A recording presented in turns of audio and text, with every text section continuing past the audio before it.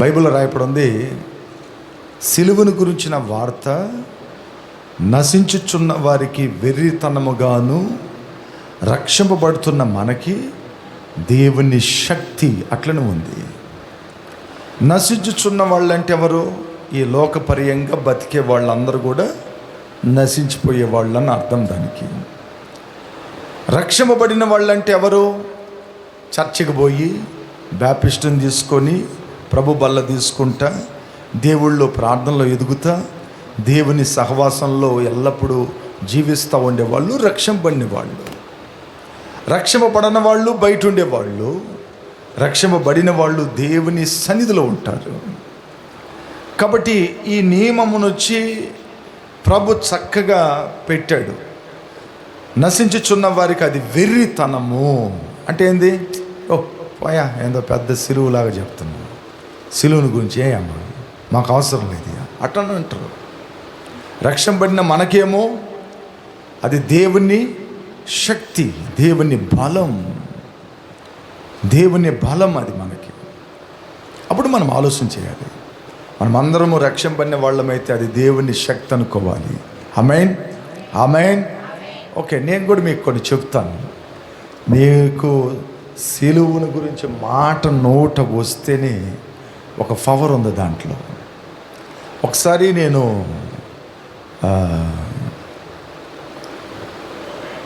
కుమారమ్మ గారి ఇల్లు ఉంది కదా, పక్కనే ఉండే వాళ్ళ ఇల్లు, ఇంటి పేరేందమ్మా వాళ్ళ? మీ ఇంటి పక్కన ఉన్నారు. సుభాషిని కాదు, మీ ఇల్లు ఒకటినా పక్కన ఇటోరమ్మోళ్ళ. ఓకే, అక్కడ నేను ఆరోను వచ్చి ఒక రాత్రి మిడ్నైట్ 12 గంటలకి ఇద్దరం కూర్చొని మాట్లాడుతూ ఉన్నాం. అయితే మాకు హోటల్లో నుంచి అన్నాలు వస్తాయిలేండి, ఆ అన్నాని కోసం వెయిటింగ్ నేను. కాబట్టి రాత్రి 12 గంటలకి మేము అక్కడ వెయిట్ చేస్తున్నాం. అప్పుడు ఇద్దరం మాట్లాడుతూ ఉండేటప్పుడు నా మీద ఈ 2 సోలర్లు ఉన్నాయి కదా, ఎవరో ఒకరు ఎక్కి కూర్చున్నట్లుగా ఆ సిమ్టమ్స్ నా లోపల తెలుస్తూ ఉంది. ఇది ఏందో లేరా, ఒళ్ళు నొప్పులేమో, పనికి పోయినాం కదా, ఏదో ఒళ్ళు అలిసిపోయిందేమో, ఒళ్ళు నొప్పులు వచ్చినాయిలే అట్లా అనుకుంటున్నాను. నేను అనుకునేసేసి చాలాసేపు మాట్లాడలేకపోయినాను, బరువు ఎక్కువ అవుతూ ఉంది. ఆ రాత్రి 12:30 గంటకి ఇంటికి బయలుదేరినా నేను. సరే నువ్వు వెళ్ళి నిద్రపోరా, ఉదయం స్కూల్ మనం వెళ్ళాలి కదా మన జాబ్కి, అందువల్ల నువ్వు వెళ్ళు, నేను వెళ్తానని చెప్పి వెళ్ళాను. నేను ఇంటికి పోయి పండుకొని ఉండా, మా నాన్న ఎట్టుంటాడు, నేను పక్కన పండుకొని ఉన్నాను. నేను పండుకునేటప్పుడు నేను ఎప్పుడు కూడా సైడ్కి పండుకుంటా, ఎందుకంటే మా ఇల్లు ఇరుకు కాబట్టి. మేము విశాలంగా పండుకున్న రోజులు లేవు మాకు తెలిసి. ఆ చిన్న అగ్గిపెట్టి సైజులో ఉండే ఇంట్లో అందరం ఉన్నాం. అంటే ఏంది, మా 3 చెల్లెళ్ళోళ్ళు, నేను, మా నాన్న, 6 మంది అగ్గిపెట్టి సైజులోనే ముడకదీసినాం కొన్ని సంవత్సరాలు. వాళ్ళకి నాలెడ్జ్ రాలా, ఏదన్నా ఒకటి సంపాదిద్దాము, పిల్లలు ఎదిగేశారు, వాళ్ళ భవిష్యత్తుని మనము చూడాలి అట్లని వాళ్ళు కూడా టార్గెట్ చేయలే. అగ్గిపెట్లనే బతికేద్దామని చాలామందికి ఇంట్రెస్ట్ ఉంటుంది కదండి, వాళ్ళని ఏం చేయనవద్దు, మనం మార్చనవద్దు. వాళ్ళ తర్వాత నేను ఎప్పుడూ ఇట్లా సైడ్ పండుకునేవాడిని, ఎవరో నా కాళ్ళు తిప్పుతున్నారు, ఎల్లికలుగా పండేసేదానికి ఎవరో నా కాళ్ళు ఇట్లా తిప్పుతున్నారు. నేను సరిగా దేవుని నమ్ముకొని ఒక 4-5 మాసాలు అయి ఉంటుంది అంతే. ఇంకా ప్రార్థన చేత కాదు, పాటలు చేత కాదు, వాక్యం తెలీదు. అప్పుడే కొద్దిగా చిన్న పశువులాగా మందిరానికి పోతున్నాను. 5 మాసాలు అయింది కరెక్ట్గా రక్షింపబడి. ఇక నేను ఈ ఎళ్ళికలుగా పండేస్తుంది కదా, ఎవరు లేరే, ఎవరబ్బా నన్ను తిప్పుతున్నారు అన్న ఆలోచన నాకు వచ్చింది. అక్కడ ఒక పక్క భయం వచ్చింది గుండెలకి. మా నాన్న పక్కనే ఉన్నాడు. ఎల్లికలుగా పండేస్తుంది నన్ను ఎవరో. అంటే గాలి శాస్త్రాలు అంటారు కదండి పెద్దోళ్ళు, ఈ గాలి శాస్త్రాలు లాంటివి అయ్యి. ఇక ఎల్లికలుగా పండేసిన తర్వాత ఒక బరువు నా మీదకి ఇట్లా వాలటం నేను గమనించాను. బరువు నేను ఏం చేయాలని తెలియలేదు. నా పక్కన బైబిల్ ఉంటుంది.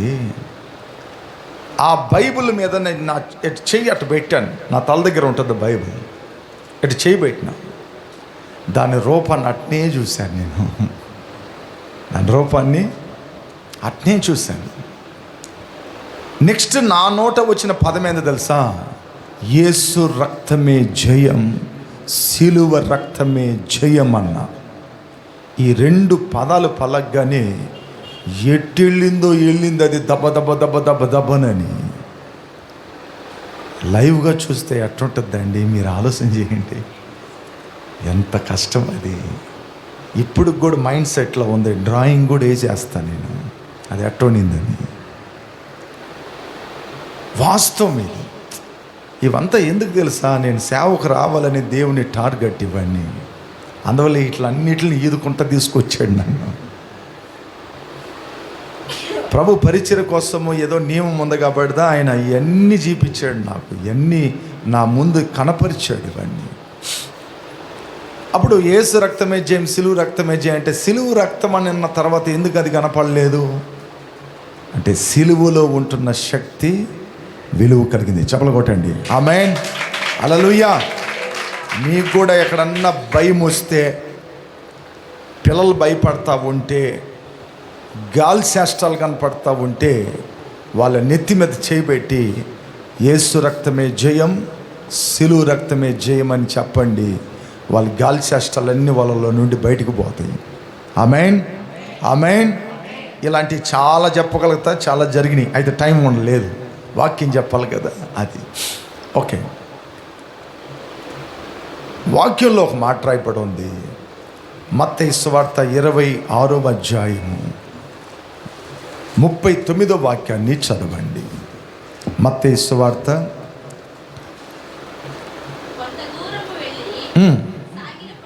కొంత దూరము వెళ్ళి సాగిలపడి, నా తండ్రి సాధ్యమైతే ఈ గిన్నె నా యొద్ద నుండి తొలగిపోనిమ్ము, అయినా నా ఇష్ట ప్రకారము కాదు నీ చిత్త ప్రకారమే కానిమ్మని ప్రార్థించగా.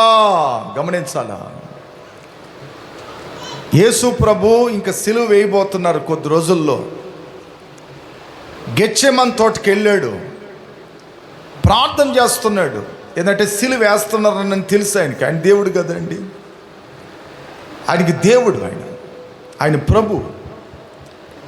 ప్రభుని వాళ్ళు సిలువ వేయబోతున్నారన్న సంగతి ఆయనకి ముందుగానే తెలుసు. తెలిసిన ప్రభు సిలువను గురించిన కార్యాలు ప్రార్థన చేస్తున్నాడు దేవుడి దగ్గర. ఏదో సిలువ అంటే చాలామంది చాలా తక్కువగా ఆలోచన చేస్తారు సిలువను గురించి. మీకు ఒక మాట చెప్తా నేను. మొదటిగా సిలువ ఎక్కడికి వచ్చిందంటే మనుషుల గుండెల్లోకి వచ్చింది. ఫస్ట్ సిలువ ఎక్కడికి వచ్చింది? మనిషి హృదయంలోకి వచ్చింది. రెండేది, ఆ సిలువ ఎక్కడికి పోయింది? చర్చ్ లోపల పెట్టడం మొదలైంది. ఆర్సీఎం చర్చిలంతా, ఈసీఐ చర్చిలంతా, బ్యాప్టిస్ట్ చర్చిలంతా సిలువ ఎక్కడికి వచ్చేసింది? సిలువ చర్చి లోపలికి వచ్చేసింది. వాళ్ళ తర్వాత ఆ సిలువ ఎక్కడికి వచ్చింది? చర్చి పైన. ఎక్కడికి వచ్చింది? చర్చి పైన టవర్ మీద సిలువను పెడతారు. చాలా చర్చికి ఇది చర్చ్ అనేది తెలిసేది ఎట్లా? సిలువను పెడతారు. మనం కూడా పెట్టాం సిలువ ఎల్ఈడిలో అద్భుతంగా. అందుకుదా లేట్ అయింది. ఆ సిలువ పెట్టేటప్పుడు కూడా ఆటంకం. ఆ సిలువ పెట్టేటప్పుడు కూడా ఆటంకం అంటే మనుషుల వల్ల కాదు, ఆ ఒక సెట్టింగ్. ఆ సెట్టింగ్ అంటే నాకు తెలుసు కొన్ని విషయాలు. ఏం తెలుసు అంటే, ఈ సిలువ పెట్టిన తర్వాత ఈ లైట్ వెలిగిందంటే ఈ ఊర్లో ఉన్న శక్తులన్నీ ఏం చేస్తాయి తెలుసా? గజ గజ గజలాడతాయి. సిలువ పెట్టేశారా, ఇక ఈ ఊరు లోపలికి రానవద్దు నేను, ఈ ఊర్లో ఉండే ప్రజల్ని ఏం చేయనవద్దు నేను అన్నది వాడికి తెలుసు. వాడికి తెలుసు కాబట్టి 2 రోజులైంది ఒక సిలువ నిలబెట్టేదానికి. ఎన్ని రోజులైంది? 2 days అయింది మళ్ళీ మెడ్రాస్కి రావాల్సి వచ్చింది. నేను ఆడేమో ఎలగనంటుంది, ఇక్కడేమో చెక్ చేస్తే ఎలగుతుంది. புரியுது உங்களுக்கு பாருங்க எவ்வளோ శత్రు కార్యం కలదల్లా. అతను ప్రార్థన చేసిన గట్టిగా, నాయనా తండ్రి నేను ఫిక్స్ చేస్తాను, నేను లైన్ ఇస్తాను ప్రభు, ఎలిగి అన్న. ఎలిగిచ్చిన కరెక్ట్గా పోతుంది, ఇన్ఫర్మేషన్ వస్తుంది ఎవ్రీడే. అయ్యగారు సిలువు పక్కాగా ఉంది. ఎందుకంటే సిలువు పెడితే ఆ గ్రామంలో ఏ ఒక శత్రు సమూహాలు రావు. దానికని క్యాండిల్ వెలిగించి దండం పెట్టకూడదు. క్యాండిల్ వెలిగించి పూలు దండలేసి దండం పెట్టకూడదు. అటు పెడితే విగ్రహారాధన అయిపోతుంది. ఆ పనులు చేయకూడదు. అవతల దేవుడు నా చెంపలు వంచుతాడు. అవతల ఒరే వీళ్ళకి ఇది కూడా నేర్పించకూడదురా ఇంకా అంటాడు. అందువల్ల విగ్రహారాధన చేయకూడదు. ఆ సిలువ చర్చ్ మీదకి వచ్చింది. నెక్స్ట్ ఎక్కడికి వచ్చింది? అందరూ మెడలో ఇప్పుడు వేసుకుంటా, ఆడపిల్లలు కానీ చైన్లో ఏంటండి అందరు పిల్లలు స్టైలిష్గా వేసుకుంటుంటారు. వాళ్ళ తర్వాత ఉంగరంలోకి వచ్చింది సిలువ. ఉంగరంలో వేసుకుంటా, ఉంగరంలో కూడా సిలువ వేసుకునే వాళ్ళు ఉన్నారు.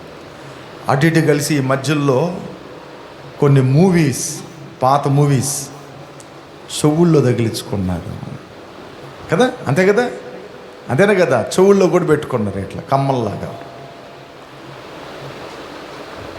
ఆ సిలువ పల ప్రాంతానికి పాకి ఆఖరికి ఎక్కడికి వచ్చింది?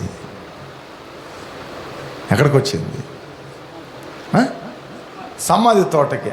మదన కరెక్ట్గా చెప్పాడు. ఎక్కడికి వచ్చింది? సమాధి తోట దగ్గర. మనం ఖచ్చితంగా రోజు సిలువు పెట్టాలరా, మా నాయనికే సిలువు పెట్టాలరా అని అంటారు.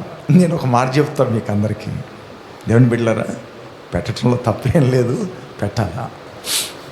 మీకు ఒక మాట చెప్తాను. సరిగా నేను మందిరం కట్టేటప్పుడు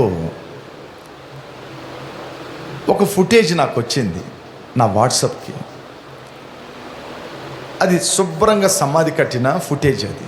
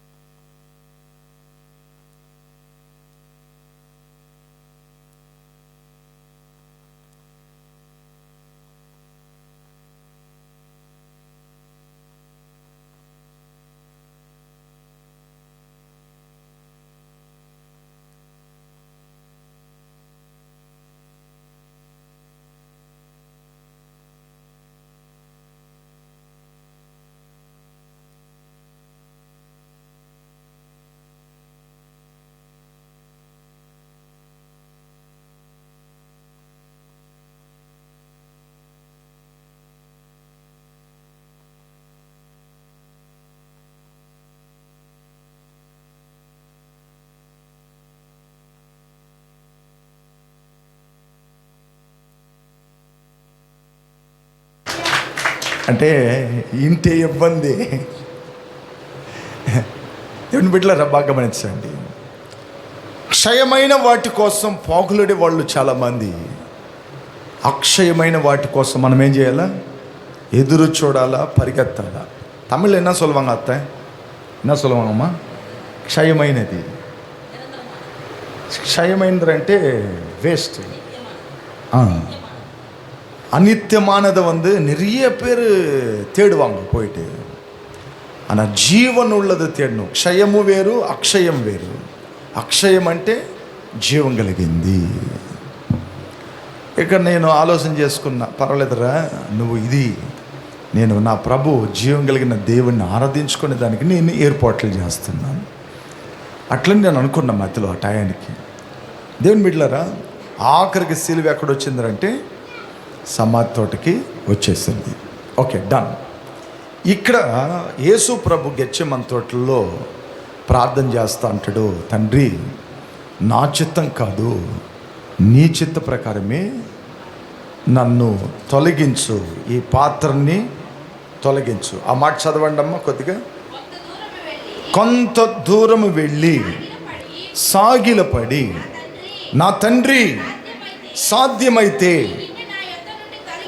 ఈ గిన్నె నా యొద్ద నుండి తొలగిపోనిమ్ము, అయినను నా ఇష్ట ప్రకారము కాదు గాని నీ చిత్త ప్రకారమే కానిమ్మని ప్రార్థించాను. ఓకే, సిలువ అంటే దేవుని చిత్తాన్ని నెరవేర్చేది. నోట్ పనికింగా సిలువ అన్నది దేవుని చిత్తத்தை நிறைவேற்றுதான் సిలువై. యేసయ్య కూడా అదే అంటున్నాడు, నా చిత్తం ప్రకారం వేయకూడదు సిలువ, నీ చిత్త ప్రకారము నన్ను సిలువేయి, సిలువకు అప్పగియ్యి, నీ చిత్త ప్రకారం చెయ్యి అని అంటున్నాడు.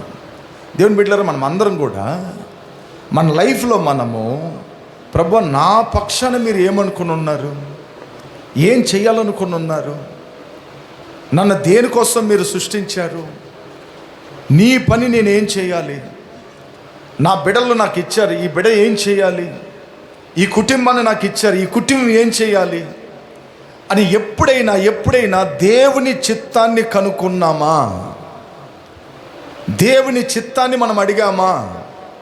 ఇక్కడ యేసు ప్రభు అంటున్నాడు, అయ్యా అది నా చిత్త ప్రకారం కాదు, నీ చిత్త ప్రకారముగా ప్రతిదీ జరగాలి. నేను ప్రాణం విడవాలంటే, శ్రమను అనుభవించాలంటే, కష్టాల మీద కష్టాలు అనుభవించాలంటే, రక్తాన్ని దారబోయాలంటే అది నీ చిత్తమై ఉండాలి, నా చిత్తం కాదు. నా చిత్తాన్ని నెరవేర్చుకోవటానికి నేను రాలేదు, నీ చిత్తం నెరవేర్చాలి ప్రభు. అట్లని పదే పదే దేవుని దగ్గర ప్రార్థన చేస్తున్నాడు. దేవుని బిడ్డలారా, సిలువ అంటే దేవుని చిత్తం నెరవేర్చేది. గుర్తుపెట్టుకోండి, సిలువన్న అన్నది ఏదో కழுத்தில் போடுறதுக்கு மோதிரத்தில் போடுறது கிடையாது. சிலுவன்னா என்னன்னா தேவன் சித்தத்தை நம்ம நிறைவேற்றணும், அதுதான் சிலுவை, அதுதான் கர்த்தரை எதிர்பார்க்கிறார். పిలిపిలి எழுதின పుస్తకం, పిలిపిలి రాసిన పత్రిక 2వ అధ్యాయం 8వ వాక్యం చదవండి. 2:8. పిలిపిలి రాసిన పత్రిక 2:8.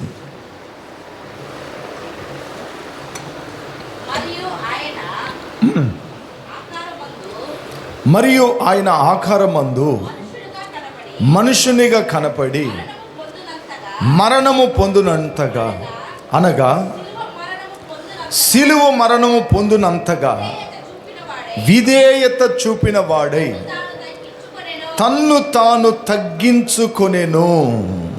అప్పుడు చూడండి, ఆయన ఆ శ్రమను అనుభవించటానికి కూడా, ఆ సిలువను భరించటానికి కూడా చాలా చాలా చాలా, ఎవరన్నా ఒక్కరు మా వెళ్ళి కొద్దిగా వాల్యూమ్ డౌన్ చేయి, అమ్మింగ్ వస్తుంది చూడు.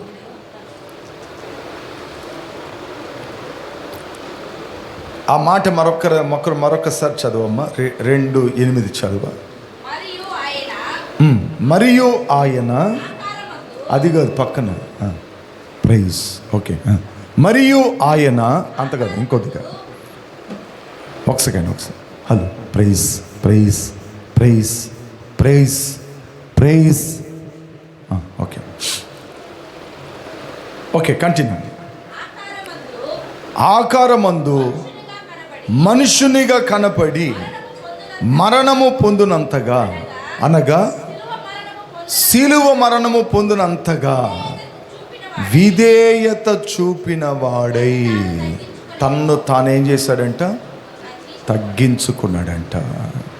అప్పుడు ఆయన సిలువలో వేసేటప్పుడు కూడా తన్ను తాను తగ్గించుకున్న లక్షణాలు ఆయన దగ్గర కనపడుతున్నాయి. అంటే ఏంది? అది కూడా తండ్రి చిత్తం చేసేదానికి, దేవుని చిత్తం చేసేదానికి, ఆయన గురించి ఏం రాయబడిందో అది నెరవేర్చటానికి, ఆయన గురించి ఏం చెప్పబడిందో అవి నెరవేర్చడానికి ఆయన అంతగా తన తాను అలాగా వృత్తినిగా మరణము పొందినంతగా, సిలువ మరణం పొందినంతగా విధేయుడై చూపించాడంట. దేవుని బిడ్డలారా బాగా గమనించండి. మనం దేవుని చిత్తాన్ని చేసేదానికి మనల్ని మనం తగ్గించుకుంటున్నామా?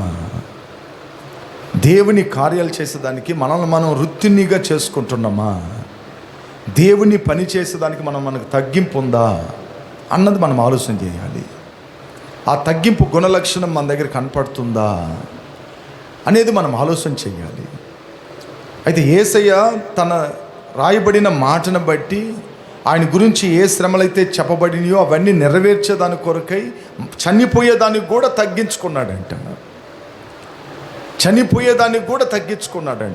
అప్పుడు అంతగా తగ్గించుకోగలిగిన ప్రభు తండ్రి చిత్తాన్ని నెరవేర్చడానికే వచ్చాడు. ఆయన ఎవరి చిత్తాన్ని నెరవేర్చడానికి? ఆయన చిత్తాన్ని చేసుకునే దానికి రాలా. ఈ రోజుల్లో మనం చూడండి, మనం చెప్పిందిదా జరగాలంటాం, మనం అనుకున్నదా చేయాలంటాం, మన చిత్తాన్నే ఎక్కువగా మనం ఆలోచన చేస్తాం. కొందరు ఇంట్లో చూడండి, నేను చెప్పిందిదా మాట అయి ఉండాలి, ఇక ఎవరు చెప్పినా నేను వినను, అట్లనే ఉంటారు కొందరు. మొదటగా మనం నేర్చుకోవాల్సింది ఏంటంటే, మనం తగ్గించుకొని దేవుడు నా పక్షాన ఏమనుకున్నాడో అది నా యందు జరగాలి. ఆమేన్. ఇది చాలామందికి తెలియదు పాపం. మీకు ఒక మాట చెప్తాను నేను. దేవుని చిత్తానికి మన జీవితాన్ని మనం అప్పగించుకుంటే ఆయన ఏ కష్టం లేకుండా మనల్ని నడిపిస్తాడు. మన చిత్తానికి మనం కానీ పోయినమనుకో, కష్టాలు, శ్రమలు, బాధలు, అవమానాలు, నిందలు అనేకమైన వాటి మన మీదకి వస్తాయి. ఆయన చిత్తానికి అప్పగించుకున్నాం అనుకోండి, ఏది లేకుండా ఆయన మనల్ని నిత్యము నడిపించగలిగిన శక్తి కలిగిన దేవుడై ఉన్నాడు. అందువల్ల మనల్ని గురించి ఒక మాట రాయబడి ఉంది. సామెతలు రాసిన గ్రంథం 3:6 చదవండి. నీతిమొలి 3:6. నీతిమొలి 3:6. సామెతలు రాసిన గ్రంథం. నీ ప్రవర్తన అంతటయందు ఆయన అధికారమునకు ఒప్పుకొనుము, అప్పుడు ఆయన నీ త్రోవలను సరళము చేయును. వాక్యంలో రాయపడం చూడండి. నీ ప్రవర్తన అంతటయందు అంటే మన దగ్గర ఏమేమి మనం చేయాలనుకుంటున్నామో అవి వదిలేయాలి. ఫస్ట్ మనం వదిలేయాలి. నేను ఈ మధ్యలో బ్రెక్మన్స్ గారి పాట కూడా పాడినా. வாழ்வது நானல்ல, வாழ்வது என் சுயமல்ல, வாழ்வது என் చిత్తమల్ల. అన్నీ ఇంక్లూడ్ చేయొచ్చు లోపలికి.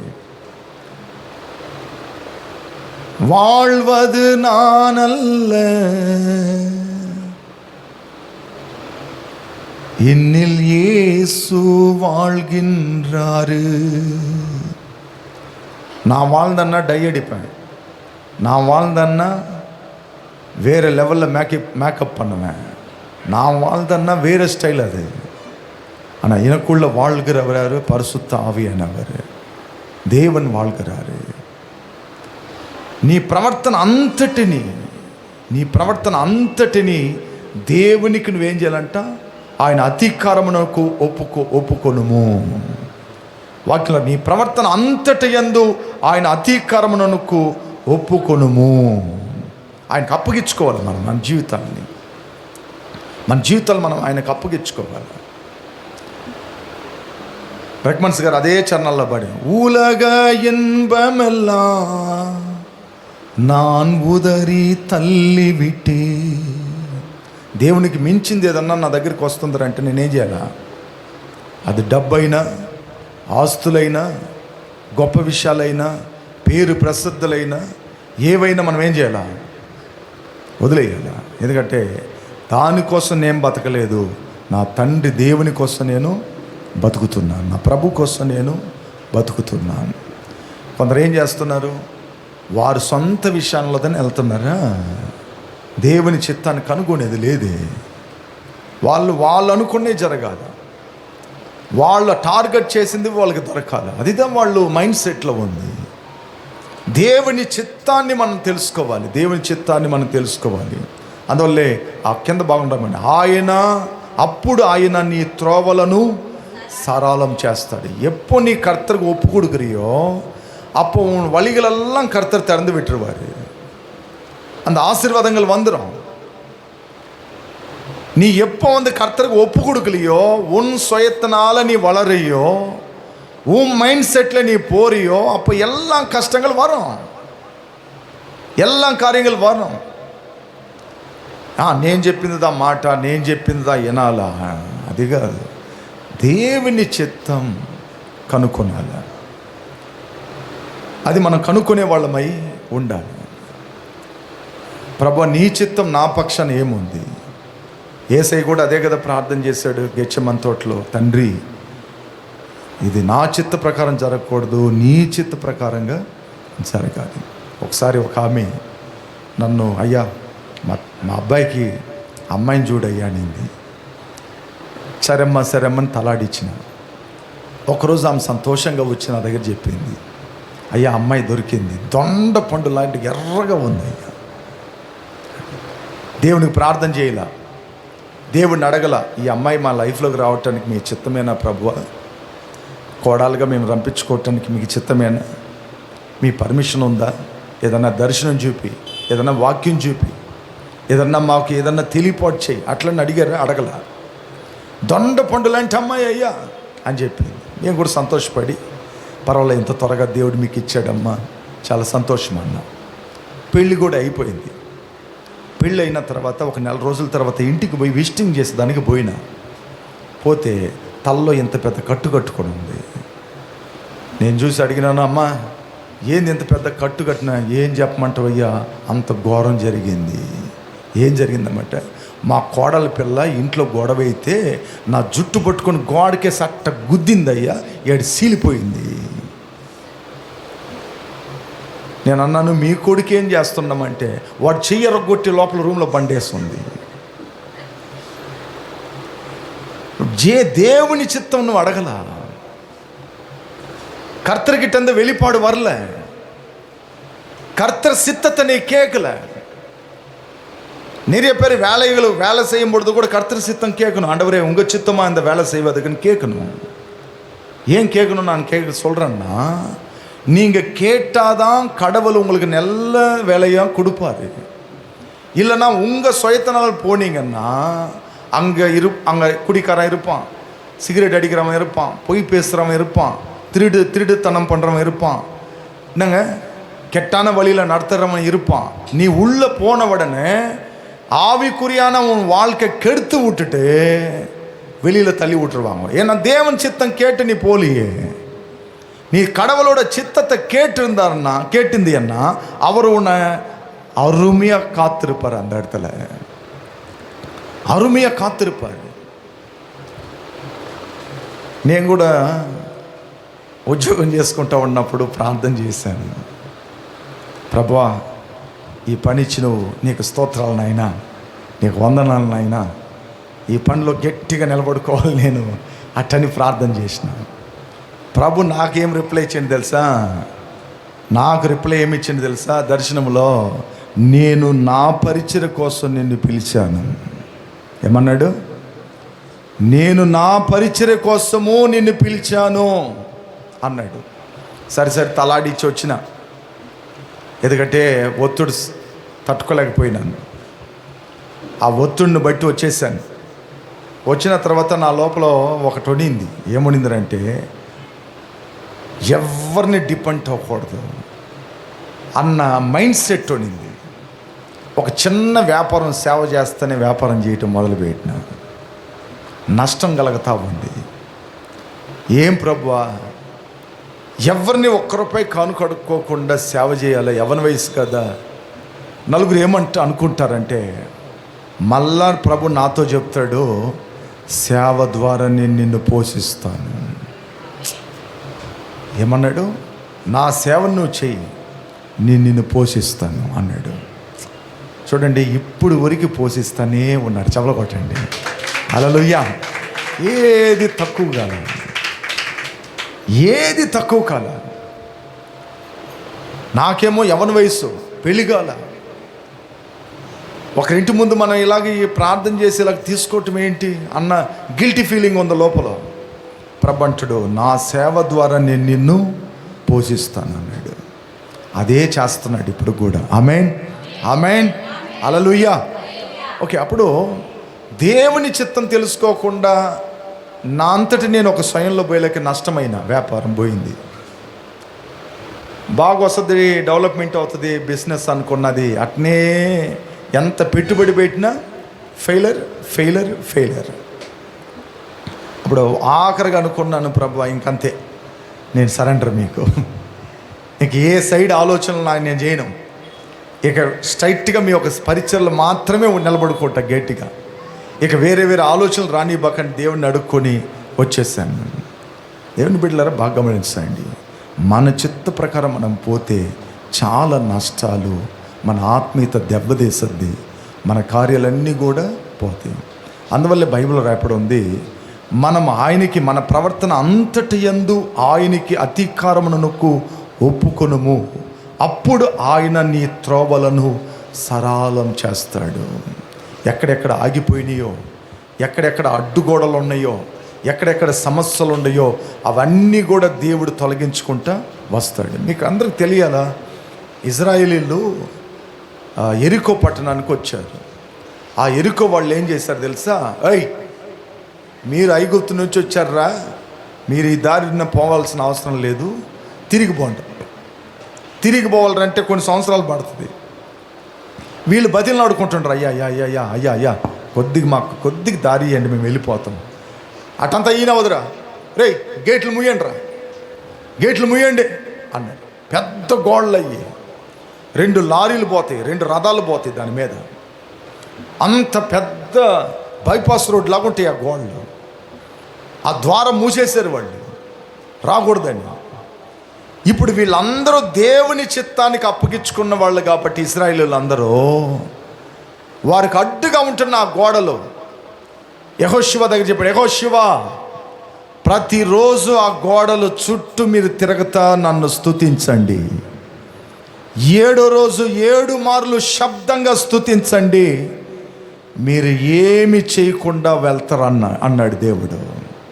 వారికి అడ్డుగా ఉంటున్న గోళ్ళన్నీ 7వ రోజు 7 మార్లు స్తుతించి దేవుణ్ణి ప్రార్థిస్తూ ఉంటే ఆ గోళ్ళు ఆటోమేటిక్గా అన్నీ తుత్తునీలుగా కింద రాలి పడిపోతావండి. చెవులు కొట్టండి. ఆమేన్.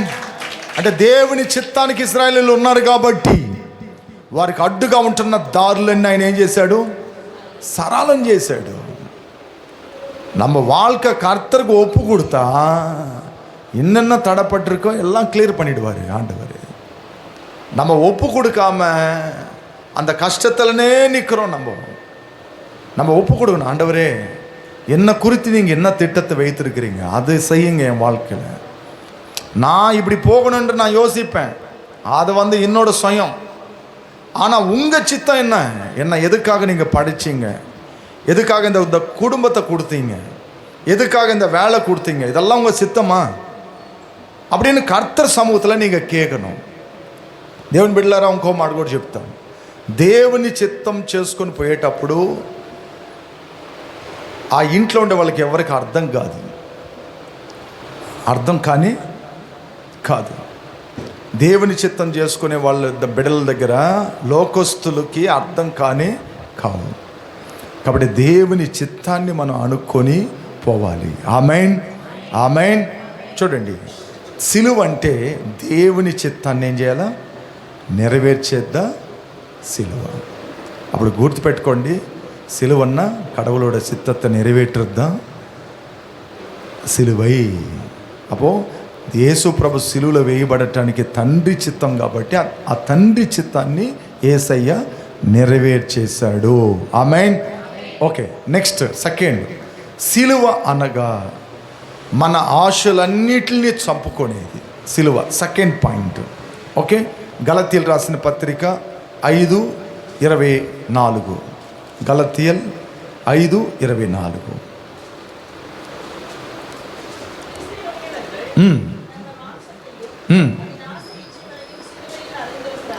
ఓకే, తెలుగులో ఒకరు 5:24.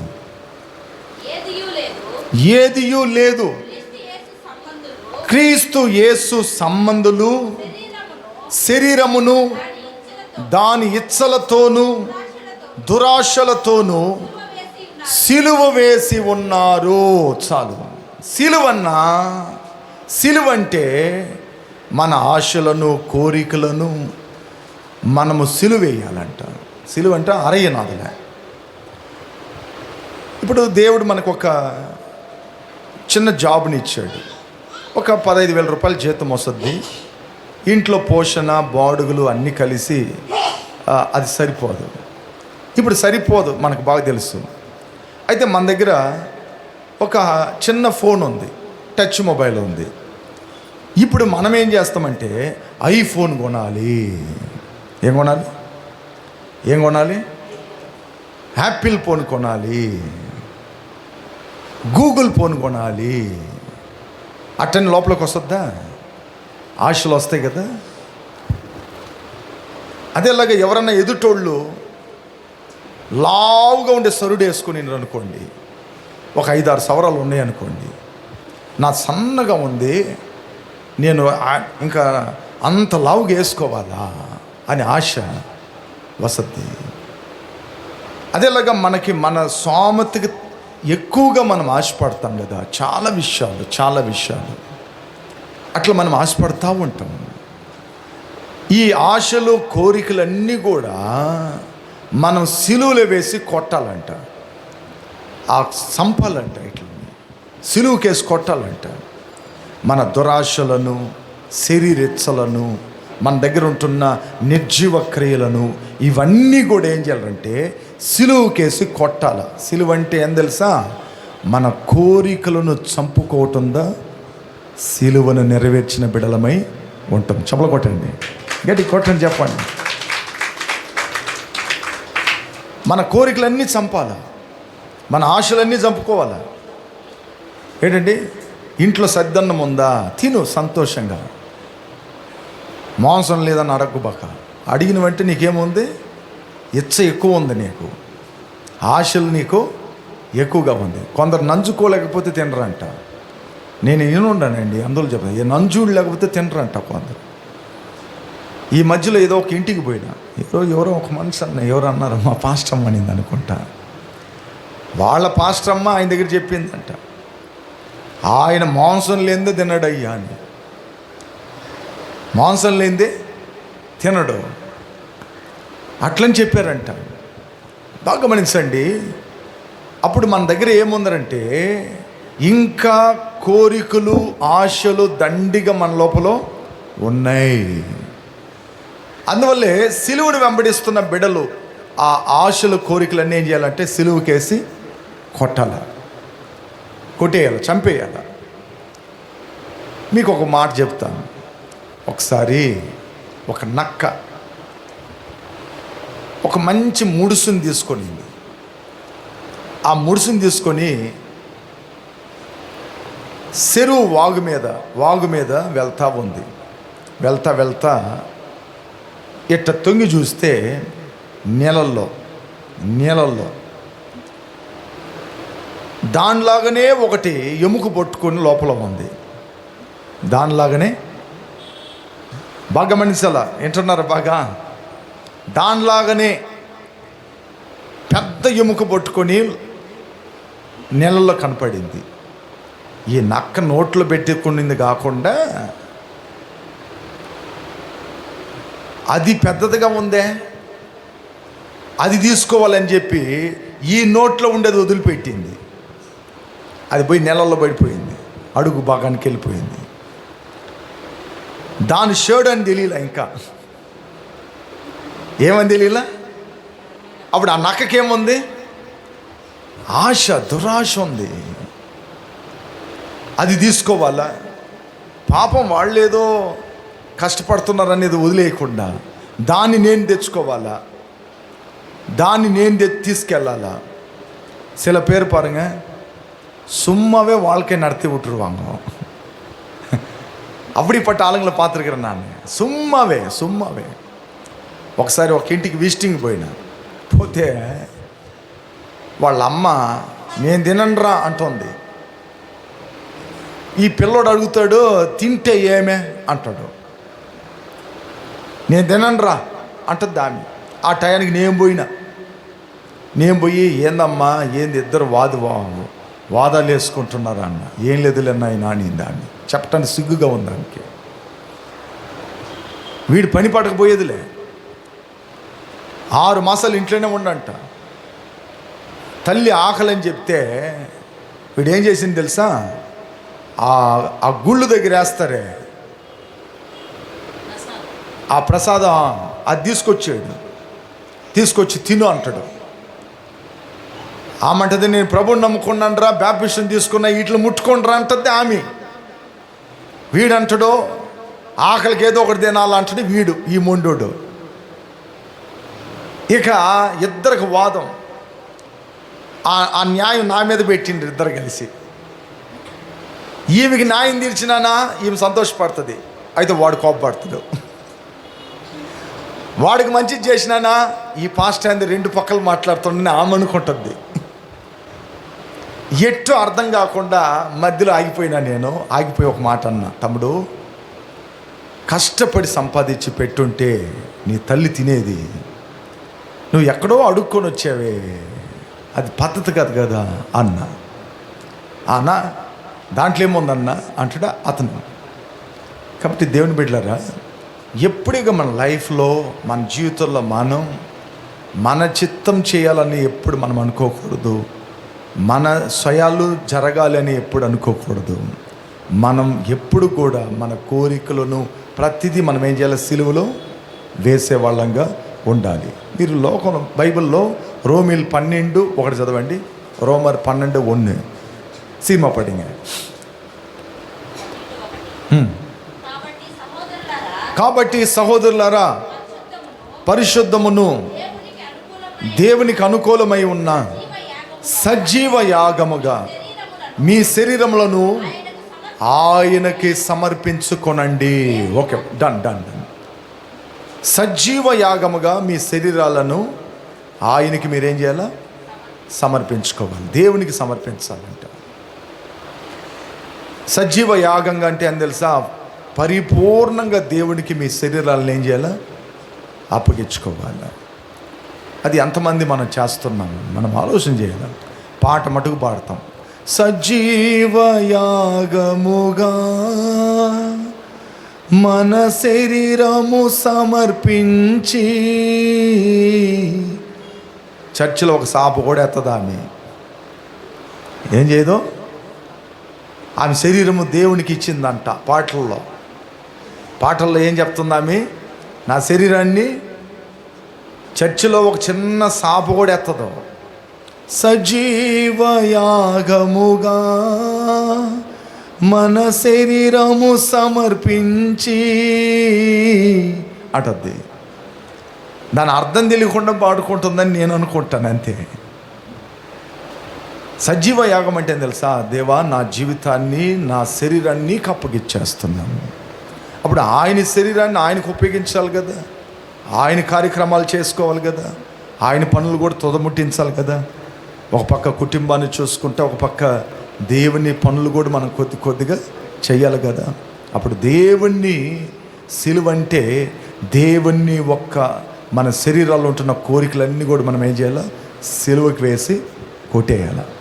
దేవుని బిడ్డలారా, మనం కానీ మన కోరికలన్నీ మనలో వస్తాయిలేండి, అప్పుడప్పుడు వస్తాయి. ఏంటండి, మన చిన్న డొక్కు బండి పెట్టుకుంటే మనకంటే పెద్ద బండి ఎవరైనా గుంటే అది కావాలని ఆశ వస్తుంది. ఏంటంటే పలు రకాలుగా అలాంటి వాళ్ళు నేను చాలామంది చూస్తున్నాను. ఒక ఆయన అయితే రిటైర్డ్ అయ్యిండు, మెడలో కుర్రపిల్లలాగా సైన్ వేసింది, 4 ఉంగరాలు తగిలిచ్చాడు ఏళ్ళకి. తగిలిచ్చేసి ఇప్పుడు సైన్ ఉందనేసి అందరికి తెలియాలి కదా, దానికి ఏం చేయాలి, 2 బట్నీలు ఎప్పదీసి తిరగతుండ ఆయన. ఎందుకు చెప్పా, చూడు చైన్ ఉంది నా మెడలో, இடங்க அவங்க தோற்றத்தை வெளியில் காமிக்கிறதுக்காக நிறைய முயற்சிகள் எடுக்கிறவங்க இருக்காங்க. இந்த ఉలగ ఇచ్చ ప్రకారం, இந்த ఉలగ ప్రకారం అంటే మన ఆశలు కోరికలను మనం ఏం చేయాలి? సిలువలో వేయాలి.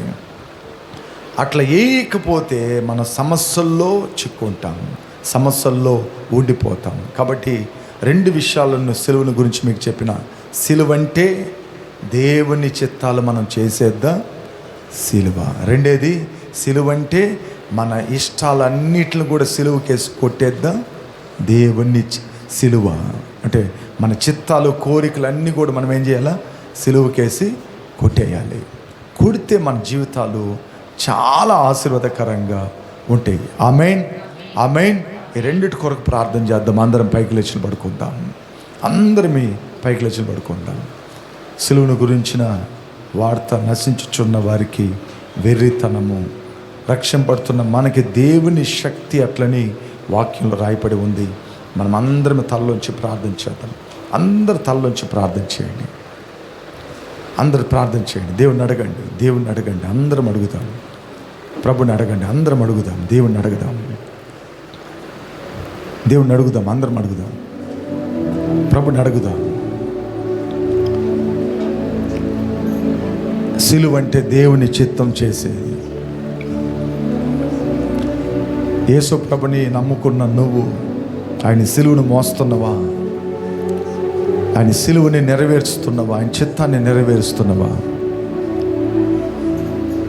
యేసయ్య గెత్సేమనే తోటలో, తండ్రి నా చిత్తం కాదు నీ చిత్తం జరగాలి, నా జీవితంలో నీ చిత్తం జరగాలి అని చెప్పాడు. తన కార్యాలను నెరవేర్చుకోవటానికి ఆయన భూమి మీదకి రాలేదు, తండ్రి కార్యాలు నెరవేర్చడానికి వచ్చాడు. నీ ఇంట్లో నువ్వు నేను చెప్పేదే చట్టమై ఉండాలని అనుకుంటుండవా? ఈరోజు వదిలేసేది. నీ కుటుంబాన్ని దేవుడికి అప్పగి, నీ బిడ్డల భవిష్యత్తు దేవుడికి అప్పగి, నీ జీవితాన్ని దేవుడికి అప్పగి. ఆయన నిన్ను నడిపించిందంటే నీ మార్గాలు సరళం చేస్తాడు. నీ స్వబుద్ధిని ఆధారం చేసుకోకుండా, నీ సొంత ఆలోచన మీద నువ్వు ఆధారపడకుండా నీ జీవితాన్ని దేవుడికి అప్పగి. యేసు ప్రభు తండ్రి చిత్తాన్ని చేసి నెరవేర్చి ఇచ్చాడు. అట్లా నువ్వు కూడా, నీకు తండ్రి యేసయ్య, నీకు జీవం పెట్టినవాడు, ప్రాణం పెట్టినవాడు, తల్లి గర్భంలో నిన్ను ఎన్నుకున్నవాడు, ఈ భూమి మీదకి నిన్ను పంపించినవాడు ఆయనే. నీ తండ్రి చిత్తం చేసే బిడ్డగా నువ్వు మారు. నీ జీవితాన్ని ఆయనకు అప్పగి. அண்டவரே, என் சொந்த யோசனையில் நான் நடக்கக்கூடாது. என் வாழ்க்கை உங்கள் சித்தமே என் வாழ்க்கையில் நடக்கணும். நீங்கள் என்னை குறித்து நீர் வைத்திருக்கிறீரோ திட்டங்கள், அது என் வாழ்க்கையில் நடக்கணும்னு ஆண்டவரே. நான் சொந்தமாக ஓடினேன்னா ஒரு இடத்துல விழுந்துருவேன், என் வாழ்க்கை போயிடும், என் வாழ்க்கை சீரழிஞ்சு போயிடும் ஆண்டவரே. ஆனால் நீங்கள் நடத்துனீங்கன்னா அந்த எந்த தடை இல்லாமல் நடத்துவீங்க. நீங்கள் நடத்துனீங்கன்னா ஆசீர்வாதம் இருக்கும். நீங்கள் நடத்த ஆண்டவரே, என்ன ஆண்டவரே, என்ன ஆசைகள், எனக்குள்ள வருகிற எல்லா ஆசைகள் எல்லாம் நான் சிலுவையில் அறிய வேண்டாம். எனக்குள்ள இருக்கிற எல்லா காரியங்களும், எல்லா இச்சைகளையும், எல்லா பாவங்களையும், சுயமாக இருக்கிற காரியங்களையும், அசுத்தமான காரியங்கள் எல்லாமே நான் சிலுவையில் அறையணும் ஆண்டவரே. அதுதான் உங்க சித்தம் ஆண்டவரே. நான் சிலுவையில் அறையிறேன் ஆண்டவரே. வாழ்வது நான் அல்ல, என்னில் இயேசு வாழ்கின்றாரு. அடிமை நான் ஆண்டவரே, என்னை ஆள்கொள்ளும் என் தெய்வமே. அடிமை நான் ஆள்கொள்ளும்,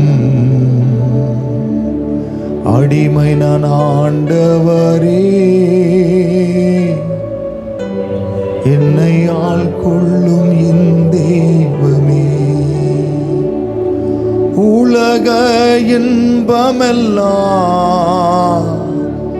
உலக இன்பமெல்லாம் நான் உதறி தள்ளிவிட்டேன். ஆண்டவரே, இந்த உலகத்தை நோக்கி நான் ஓடுகிறேன். இந்த உலக ஆசைகளால ஓடுகிறேன். இந்த உலக காரியங்கள் நான் சம்பாதிக்கணும் என்று ஓடுகிறேன். இந்த உலகத்தில் ஏதோ ஒன்று நான் சாதிக்க வேண்டும் என்று ஓடுகிறேன். ஆனால் உங்க சித்தப்படி நான் ఓడుదల ఆండవరే. నీ చిత్త ప్రకారం నేను వెళ్ళనంటున్నాను ప్రభువా. నా ఆశలన్నీ సిలువకు కొట్టే వ్యక్తిగా నన్ను మార్చు. వాటిని చంపుకునే వ్యక్తిగా. అపోస్తలుడైన పౌలు అంటాడు, నా శరీరాన్ని నేను నలగొట్టుకుంటున్నాను, என் சரீரத்தை நான் உடைக்கிறேன் என்று பவுல் சொல்லுவார் ஆண்டவரே. அப்படி ஆக ஆண்டவரே, நான் உமக்காக வாழ்கிற பிள்ளையாக என்ன மாற்றம் ஆண்டவரே. கிருபை தருவீராக. வசனத்தை கேட்ட ஒவ்வொரு பிள்ளைகளும் உன் கருத்துக்குள்ள ஒப்பு கொடுக்கிறேன். உங்க சித்தப்படி வாழ்ற அந்த கிருபை தருவீராக. அந்த கிருபை தருவீராக. நசரேயனாகிய இயேசுவின் நாமத்தில் ஜெபிக்கிற நல்ல பிதாவே, ఆమేన్, ఆమేన్. మధ్యలో సారం ఒక పాట పాడి ప్రభు నామాన్ని మహిమపరుస్తారు.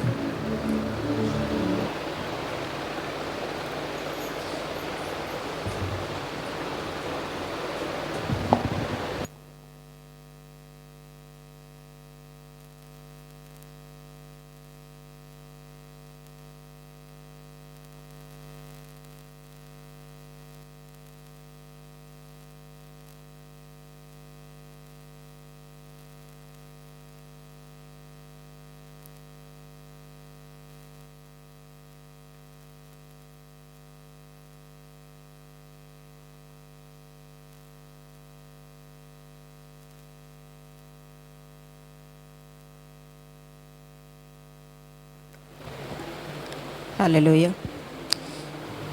గతకాలమంతా నీ నీడలోన దాచావు దేవా వందనం. కృప చూపినావు, కాపాడినావు, ఎలా తీర్చగలను నీ రుణం. గతకాలమంతా నీ నీడలోన దాచావు దేవా వందనం. కృప చూపినావు, కాపాడినావు, ఎలా తీర్చగలను